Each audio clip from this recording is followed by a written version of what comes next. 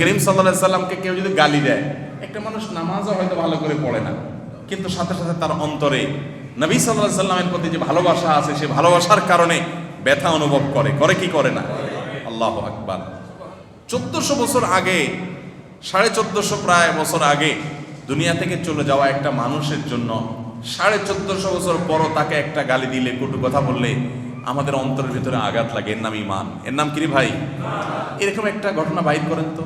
1400 রাখেন, 200 বছর আগে রাজত্ব করেছে এই বাংলায়, 300 বছর আগে রাজত্ব করেছে এই ভারতবর্ষে, 400 বছর 500 বছর আগে রাজত্ব করেছে এই পৃথিবীতে। এরকম দুইজন রাজার নাম বলেন তো, যেই রাজার 14 গোষ্ঠী ধরে গালিগালাজ করলে লক্ষ লক্ষ লক্ষ কোটি কোটি মানুষের অন্তরে আঘাত লাগে। নাম বলতে পারবেন?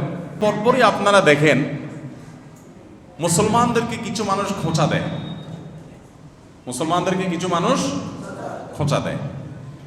খোঁচা দিয়া তারা মুসলমানদের ইমানি যে চেতনা, সেটাকে জাগিয়ে তোলে। আমি বলি আমাদের উপকার করে, ক্ষতি করে না। এক দৃষ্টিকোণ থেকে আমাদের এটাতে উপকার হয়। সে হয়তো ক্ষতির উদ্দেশ্যে করে, কিন্তু হয় আমাদের উপকার। নবী করিম সাল্লাল্লাহু আলাইহি সাল্লামকে নিয়ে যখন কটূক্তি করে, বাজে মন্তব্য করে, নোংরা ভাষায় তার ব্যাপারে যখন কোনো মন্তব্য তারা করে, তার কোনো ব্যঙ্গচিত্র যখন অঙ্কন করে, তখন আমাদের মনে আঘাত হয়। নবী সাল্লাল্লাহু আলাইহি সাল্লামের প্রতি আমাদের দায়িত্ববোধটা জাগ্রত হয়, ঈমানি চেতনা আমাদের মধ্যে শানিত হয়। নবী করিম সাল্লাল্লাহু আলাইহি সাল্লামকে আমরা ভুলে বসে আছি, সেটা আমাদের স্মরণ হয়। যার কারণে এর ফলশ্রুতিতে আমরা নবী করিম সাল্লাল্লাহু আলাইহি সাল্লামের প্রতি ভালোবাসা নিয়ে আলোচনা শুনি, আলোচনা করি, তার বৈশিষ্ট্যের কথা জানি, তার মর্যাদার কথা জানি। তার প্রতি আমাদের যে কর্তব্য আছে, সেই কর্তব্যটা কিছুটা হলেও করার জন্য আমরা নড়ে চড়ে বসি। এটাতে আমাদের লাভ আছে না নাই? মনে রাখবেন, যারা নবী করিম সাল্লাল্লাহু আলাইহি সাল্লামের জীবদ্দশায় তার আলোকে, আল্লাহর আলোকে নিভিয়ে দিতে চেয়েছে, কিয়ামত পর্যন্ত তারা সে চেষ্টা বিভিন্নভাবে অব্যাহত রাখবে। কিন্তু এগুলো কখনো নিভানো যাবে, এটা যত ফু দিবে আগুনের মতো সেটা তত ছড়াবে। আগুনে ফু দিলে, ফু দিয়ে বেশিরভাগ ক্ষেত্রে আপনি যখন বাতাস দিবেন, তখন ওটা আশেপাশের অন্যান্য জায়গায় আরো ছড়াবে। ঠিক না ঠিক? মুসলমানকে নবী করিম সাল্লাল্লাহু আলাইহি সাল্লামের ব্যাপারে কটু মন্তব্য করে, খারাপ কথা বলে, খোঁচা দিয়ে মুসলমানকে, তার ঈমানকে আরো শানিত করবে, নবী সাল্লাল্লাহু আলাইহি সাল্লামের আলোচনা আরো বাড়বে। এর আগে ফ্রান্স থেকে যখন নবী করিম সাল্লাল্লাহু আলাইহি সাল্লামের ব্যাপারে অমাননাকর কর্মকাণ্ড সেখানে করা হয়েছে, প্রতিবাদে আমাদের দেশে আসন্না ফাউন্ডেশনে, আমরা আসন্না ফাউন্ডেশনের তরফ থেকে 40-50 হাজার মানুষকে নিয়ে বিশাল বড় সিরাত কম্পিটিশন আয়োজন করেছি। মানুষ নবী সাল্লাল্লাহু আলাইহি সাল্লামের জীবনী পড়েছে। পৃথিবীর বিভিন্ন দেশে, আমাদের দেশে অনেক ভাইরা সিরাতের বই বিতরণ করেছে, ফ্রি অমুসলিমদেরকে দিয়েছে। এক উসিলা নবী করিম সাল্লাল্লাহু আলাইহি সাল্লামকে মানুষ জানার সুযোগ পেয়েছে। এরা আমাদের নবীজিকে গালি দিলে, আমার নবীজিকে নিয়ে খারাপ কথা বললে আমাদের ঈমান দুর্বল হয়ে যাবে না আরো শক্ত হবে ইনশাআল্লাহ? আমাদের নবীর প্রতি ভালোবাসা কমে যাবে না আরো বাড়বে ইনশাআল্লাহ? এই দুষ্টগুলো যদি জানতো, তাহলে এই কাজটা দ্বিতীয়বার আর করতো। এটা করে তাদের মিশনে তারা সফল হওয়ার কোনো পথ কোনোদিনই কিয়ামত পর্যন্ত তারা পাবে। কোনো সন্দেহ আছে? নবী করিম সাল্লাল্লাহু আলাইহি সাল্লামকে কেউ যদি গালি দেয়, একটা মানুষ নামাজও হয়তো ভালো করে পড়ে না, কিন্তু সাথে সাথে তার অন্তরে নবী সাল্লাল্লাহু আলাইহি সাল্লামের প্রতি যে ভালোবাসা আছে, সে ভালোবাসার কারণে ব্যথা অনুভব করে কি করে না? আল্লাহু আকবার। 1400 বছর আগে, 1450 প্রায় বছর আগে দুনিয়া থেকে চলে যাওয়া একটা মানুষের জন্য 1450 বছর পরও তাকে একটা গালি দিলে, কটু কথা বললে আমাদের অন্তরের ভিতরে আঘাত লাগে। এর নাম ঈমান। এর নাম কি রে ভাই? এরকম একটা ঘটনা বাইর করেন তো। 1400 রাখেন, 200 বছর আগে রাজত্ব করেছে এই বাংলায়, 300 বছর আগে রাজত্ব করেছে এই ভারতবর্ষে, 400 বছর 500 বছর আগে রাজত্ব করেছে এই পৃথিবীতে। এরকম দুইজন রাজার নাম বলেন তো, যেই রাজার 14 গোষ্ঠী ধরে গালিগালাজ করলে লক্ষ লক্ষ লক্ষ কোটি কোটি মানুষের অন্তরে আঘাত লাগে। নাম বলতে পারবেন? আমি বুঝাতে পারি নাই?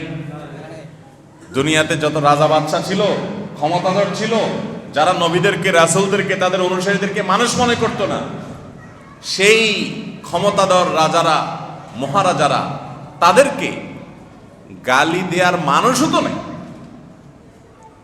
কি বলেন? গালি দেওয়ার জন্য তো আলোচনায় থাকতে হয়, তারপর না সমালোচনা। আলোচনাই তো নেই, কে তাদেরকে সমালোচনা করবে? অতএব নবী করিম সাল্লাল্লাহু আলাইহি সাল্লামকে নিয়ে আপত্তিকর মন্তব্য করে, খোঁচা দিয়ে এই সমস্ত দুষ্টরা আমাদের ঈমানকে আরো বৃদ্ধি করতে সহায়তা করে তাদের অজান্তেই। আলহামদুলিল্লাহ। এ দুনিয়ার এতে মানব ইতিহাসের বহু বড় বড় রাজা, মহারাজা, ক্ষমতাধর, অনেক বড় বড় প্রতিপত্তির মালিকরা দুনিয়াতে ছিল। ছিল কি ছিল না বলেন? সেই মানুষগুলো দুনিয়া থেকে চলে গেছেন।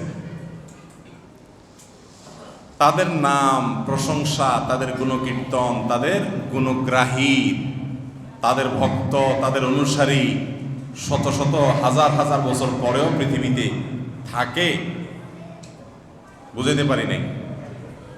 মনে করেন পৃথিবীর ইতিহাসের আজ থেকে 2000-3000 বছর আগে যারা রাজা ছিল, রাজা ছিল না, শাসক ছিল, ক্ষমতাধর ছিল, আছে ছিল না তখন?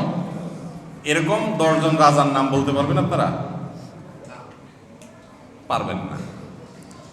কোরআনে তাদের বৎসনায় কিছু নাম আসছে, সেজন্য কিছু নাম হয়তো জানেন, আর বাকিগুলোর নাম আমরা কেউ জানি না।